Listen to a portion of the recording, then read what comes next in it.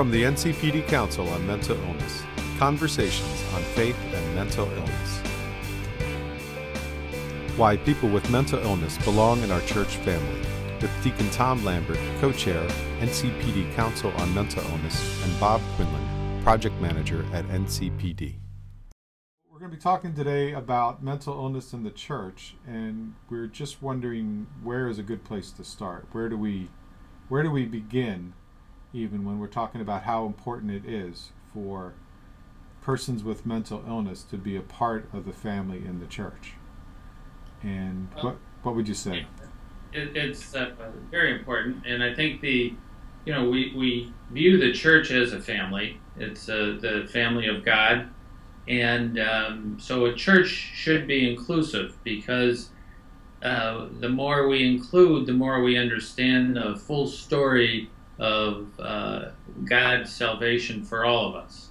And I think one of the images that I like to use, and I think is very appropriate, is the image of a stained glass window. The church family is like a stained glass window, because a stained glass window tells a story. It tells a story of faith, usually a picture of a saint in our churches and cathedrals, or image out of the scriptures of a story of faith. And when we look at a stained glass window and it tells us that beautiful story, if we were to go up closer to the stained glass window, we would see that it's made up of many parts. There's little pieces, big pieces, there's blue pieces of glass, yellow pieces of glass, all the different colors. And then if you were even to look a little closer, you would see that the parts have different maybe bubbles in them, or some are even scratched or have little flaws in them.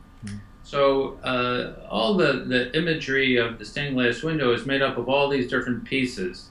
But when we step back from all those different pieces, we see a story of faith, a story of redemption. And so that's what really the parish family is and should be. That's the ideal, is that we're a church that includes everybody. So we have people who are people who are elderly, people who are young, married, divorced, single, people with disabilities, both physical and mental. And when we take all that together, we see a beautiful story of faith.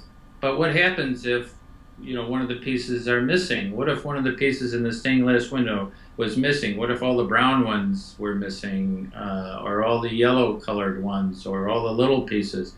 Well, we wouldn't get the whole picture of faith from that stained glass window. And so the same is true in a parish. If some of those pieces are missing, if some of those parts of the population that make up our parish aren't there, if whether consciously or subconsciously we somehow exclude people with mental illnesses or people with disabilities, well, then we're not, as a family of faith, getting the whole picture. And the people who are excluded, if you feel rejected by your church, you feel rejected by God. But when we as church reach out in a loving way and include people and encourage people to join our church and be part of our worship, then not only do they benefit, but we benefit, because we walk together in the wisdom of faith community and learning from one another. And my phone is ringing in the background. There you go. Hey, it's busy. Someone's calling, needs help. Okay. Yeah, I was reminded of some of the stories from the Old Testament and really throughout all of the Bible, where there are unlikely characters who get taken up and become integral parts of the story from all walks. Yes. And God certainly does not discriminate on who he calls to serve him. I mean, we are all called, in a sense, to serve him. And he will have people that we would think unlikely become major players in the role and history of salvation. I mean, it's all throughout. And I guess, when you were saying that, I was thinking of a couple things, but I was thinking of just, the idea of family, that we, as in all our families, so often there's all kinds of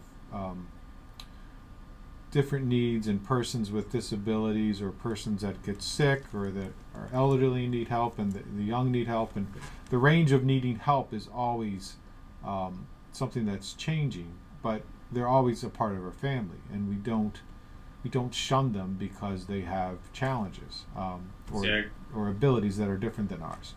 Exactly. They're a part of our family, and so if we're excluding people, either intentionally or unintentionally, from our churches, we're missing out. We're missing part of the family. We're missing part of God's family, and so. And that's why I think we, as church family, we have to be proactive, which means that we don't sit back and wait for them to come to us, but we get the message out that we want to reach out to whatever the group is, people with disabilities, whatever, is that we are proactive, and Jesus is the model for that, because he tells us these wonderful parables, wonderful stories about how, like the Good Samaritan, he helped somebody when nobody else would. Right.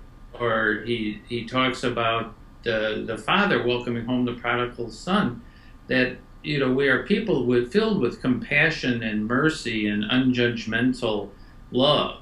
Mm-hmm.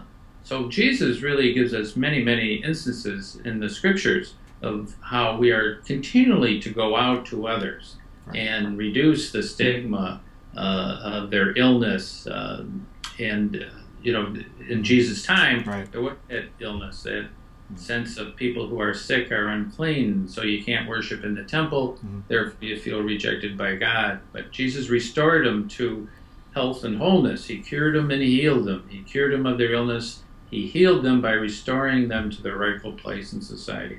And that's the model we as in church reaching out should follow. Right.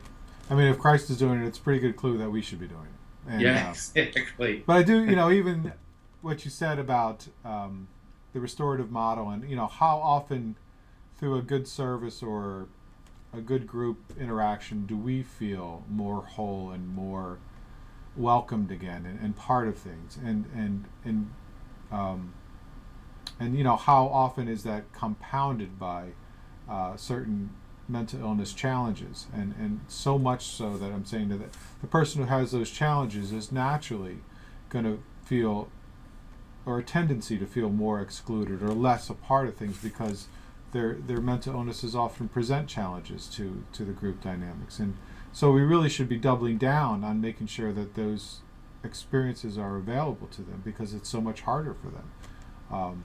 And exactly right. And not only from the standpoint of what we can bring to them and help them, but what they can teach us about God and life. Because I'll tell you, the people I talk to and minister for and with who have mental illnesses have taught me so much about what's important in life. Right. When you strip away all the things that society tells us that are so important, which really aren't, and people who have mental illnesses a lot of times have been to that place where they say, well, what's really important in life? Yeah.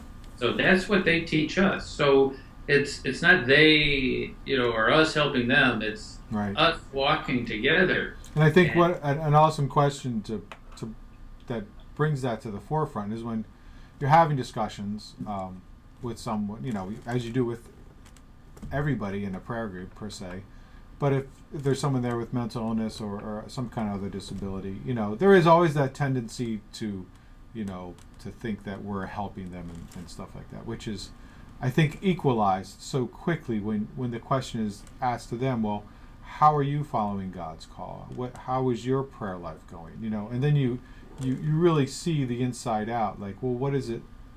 How is it like to live with these challenges? And I think you become much more empathetic at that, because you are becoming aware then of what it is like to live with this or that challenge. I mean, we all have our different challenges, and so we all have our own perspectives and challenges on how to live out our spirituality. But yes, it's a wonderful question that brings it right to the core, because everybody is called to serve and spread the faith and on their path to holiness, and nobody's exempt from that. And one other thing I thought was really good is the proactive part. Oftentimes we don't see people or notice that there might be a person with mental illness and sometimes it's because they don't feel welcomed. But I do think there's a level that we are aware that it's a reality, and we have to take proactive steps to make sure we're doing what we can, Right. so that they do have a place where they belong in our church and in our families. And that brings up an excellent point, because what are the signs that a person with mental illness is welcome there? Well, if you have a physical disability, one of the signs that you're welcome in that church is they have a ramp. So you can go up the ramp. Well, we need to build as church ramps for the mind. How do we let people know that they are welcome here? And that's a whole other topic. Yeah. But certainly one of the ways of doing that is just getting the word out through whatever publications and newsletters, bulletins, and so on, which we can go into deeper at another session. Sounds good. Okay. All right. Well, thanks, Tom. Resources that supplement this video are available at ncpd.org/mivideo. From the NCPD Council on Mental Illness, Conversations on Faith and Mental Illness.